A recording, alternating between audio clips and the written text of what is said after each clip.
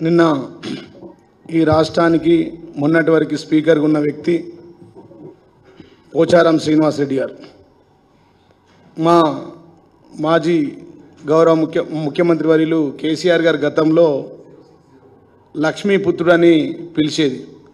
ఇలా ఈ రాష్ట్రానికి ఆయన ఒక లంక పుత్రుడుగా మారాడు. ఆయన లక్ష్మీపుత్రుడు కాదు, ఒక లంక పుత్రుడు.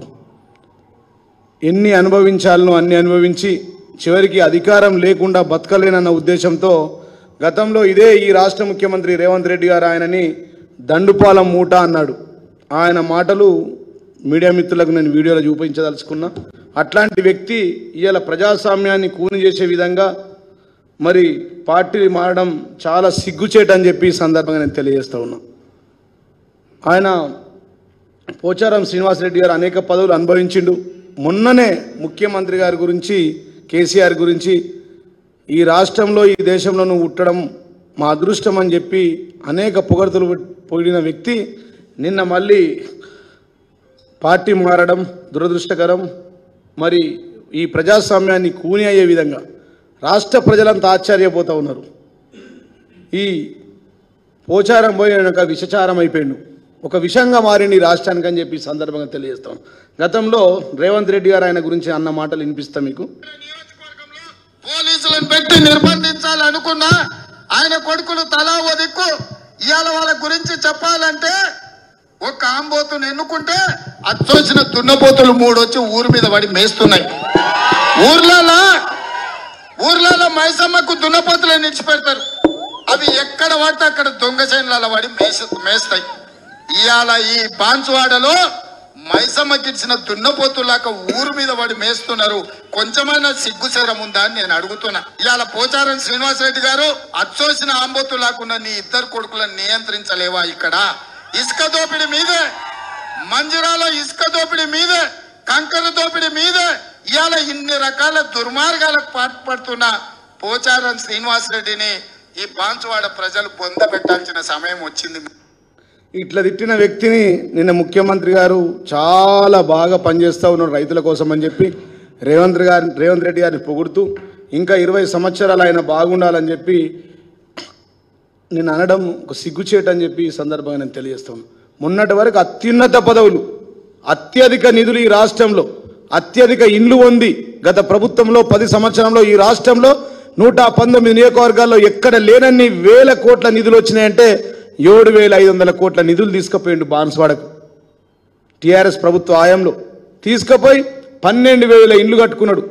బాన్సువాడలో కొబ్బరికాయలు కొడితే నిజామాబాద్ మీకించి 6 దాకా నీళ్ళు వచ్చినాయి. గన్ని ఇనాగ్రేషన్లు చేసుకున్నాడు. ఎన్ని లబ్ధి పొందాలో అన్ని లబ్ధి పొందిండు. ఈయన రైతుల కోసం పోతా అన్నాడు, కానీ రైతుల కోసం కాదు రాళ్ల కోసం పోతుండని చెప్పి నిజామాబాద్ జిల్లా ప్రజలందరికీ తెలుసు. ఇదే పోచారం గారు ఊసర వెళ్ళి రంగులు మార్చినట్టు మారుస్తూ ఉన్నారు. మొన్న ఇంతకుముందు పోచారం గారు వారు మాట్లాడిండు.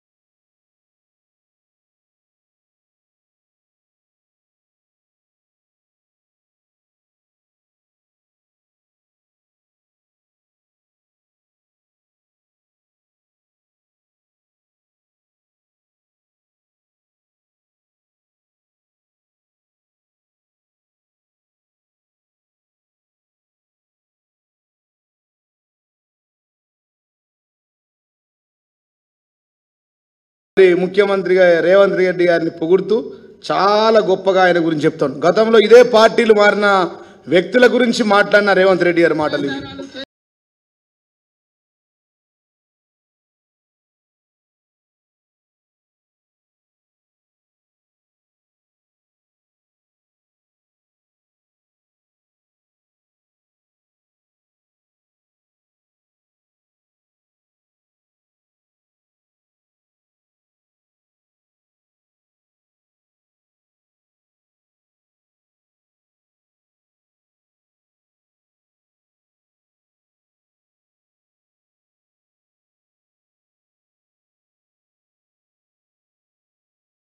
ఈ విధంగా ముఖ్యమంత్రి రేవంత్ రెడ్డి గారు వారు మాట్లాడుతూ ఉంటే ఆయన ఊసరవిల్లక పార్టీలు మారుస్తూ ఉండి ఇలా నిజామాబాద్ జిల్లాలో గౌరవ ముఖ్యమంత్రి కేసీఆర్ గారు ఈ రాష్ట్రంలో ఆ రోజు ముఖ్యమంత్రి కేసీఆర్ గారు ఈయనకి ఇచ్చినంత విలువ ఎవరికి ఇయ్యలే, ఈయనకు వచ్చిన నిధులు ఎవరికి ఇయ్యలే.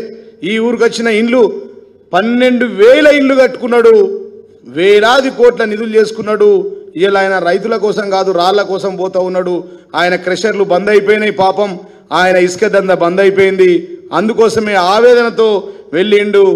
ఆ ముఖ్యమంత్రి కేసీఆర్ లక్ష్మీపుత్రుడు అంటే ఆయన లంకపుత్రుడుగా మారిండని చెప్పి ఈ సందర్భంగా తెలియజేస్తా ఉన్నాం.